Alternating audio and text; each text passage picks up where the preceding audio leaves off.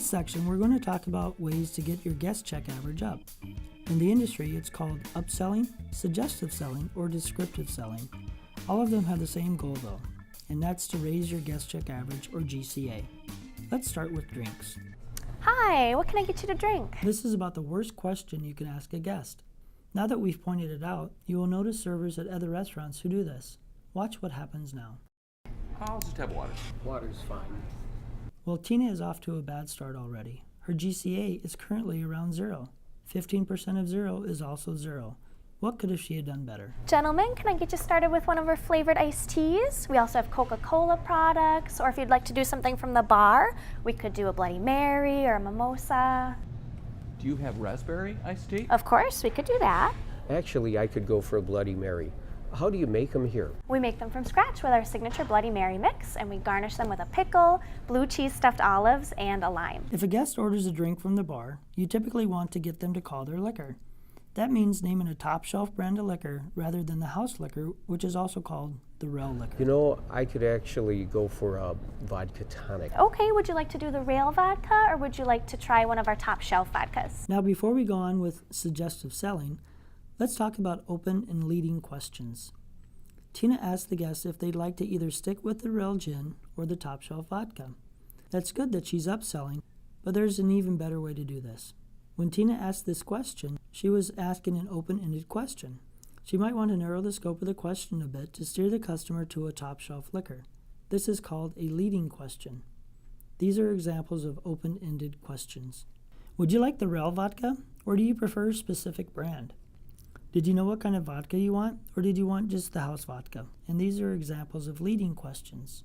We have Grey Goose, Kettle One, Sky, or Absolute. What kind of vodka do you like? Grey Goose is very smooth. We also have flavored vodkas by Absolute. Notice that the first set of questions focuses on whether the customer wants to upgrade to a top shelf vodka. The second set assumes they do, and it shifts their focus from if they want top shelf to which top shelf they want. This is a tactic we will return to again and again throughout the upselling module. You know, I could actually go for a vodka tonic. Okay, would you like to do the rail vodka, or would you like to try one of our top shelf vodkas? I could actually go for a vodka tonic. Okay, great. We have several vodkas to choose from. Would you like to do Grey Goose, Absolute, Kettle, Sky? You know, I tried Grey Goose a while back, and it's very smooth.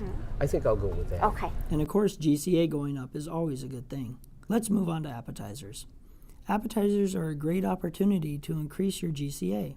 Let's go back to Tina again. Can I start you off with some appetizers? This is good, but remember to name off appetizers specifically. Would you like to start off with some bull bites or bontons? We also have Asian lettuce wraps, which are my favorites. Remember when we talked about body language? Notice Tina nodding as she mentions the bull bites and bontons. Let's watch again. Would you like to start off with some bull bites or bontons? We also have Asian lettuce wraps, which are my favorite. Tina also mentioned they're her favorites as she was nodding. Another effective way is to mention what is most popular. Can I start you gentlemen off with some bull bites? They're our most popular item. They're Cajun seasoned blackened tenderloin tips. Let's look at entrees now. With entrees, there's a few things to keep in mind. If the guest has come to sit at a table in our restaurant, it's a good chance they'll order an entree.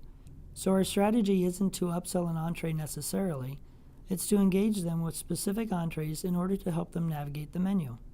Let's look at Tina in action. As you can see, we have wood fire pizzas on our menu. They're all cooked in wood fire pizza ovens. We also have our signature steaks, which are hand cut and cooked over wood and fire coals. Over here are our pastas. If you're looking for something a bit zesty, I would recommend our spicy chicken penne. It's quite popular. Remember on our menus, the signature items are marked with a star. A good rule of thumb is to use the signature items as a roadmap to the rest of the menu. Of course, as we mentioned before, make sure to use this opportunity to engage the guest instead of being an order taker. Now let's talk about dessert. There's a few different ways to approach dessert. A good way is to broach the subject during the guest's entree. This way it's on their mind before they get full. When you're checking on your guests and refilling their drinks, mention dessert. Gentlemen, how are the steaks? Good. Good. I'll get you another iced tea, and I'll be back in a minute with our dessert tray, so make sure you save room. Remember how we talked about open-ended and leading questions? Take a look at this and tell me which one is more likely to raise Tina's GCA. Would you gentlemen like to see our dessert tray? No, I think we're good. Gentlemen, here's our dessert tray. We have our cheesecake, our Bailey's cake, our molten chocolate cake, our giant cookie, and our 1-pound carrot cake. Which one of those would make you more likely to order dessert? Notice that it's better not to ask if a guest wants dessert or to see the dessert tray. It's better to simply bring it out. This goes back to asking leading questions instead of open-ended questions where there's an opportunity to say no and end the conversation on dessert.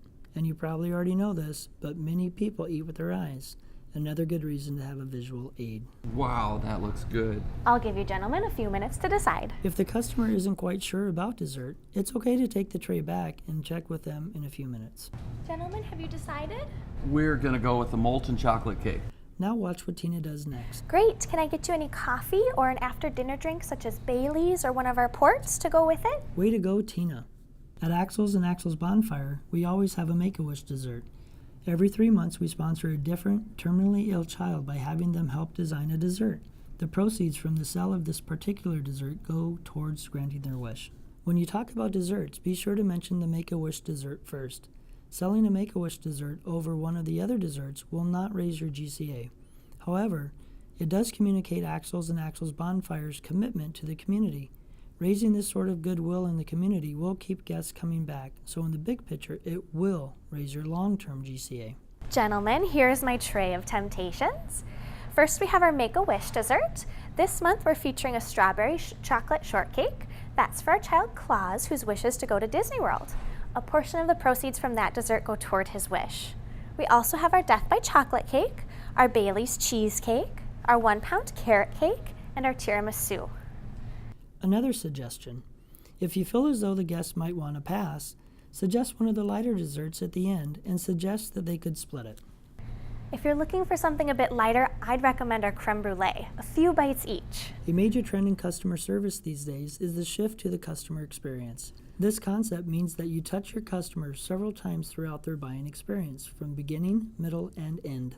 This is why you get a beautiful blue box when you purchase something from Tiffany's. Some car dealerships will mail you a free gift when you make a purchase with them. There's a good reason why McDonald's gives out toys with kids' meals. The restaurant equivalent of this is dessert. Even if a customer does not order dessert, there is a certain amount of goodwill that a customer will leave with when they see that dessert tray. Even if you don't sell a dessert today, it leaves an impression with our guests and makes it more likely that they come back and save room next time.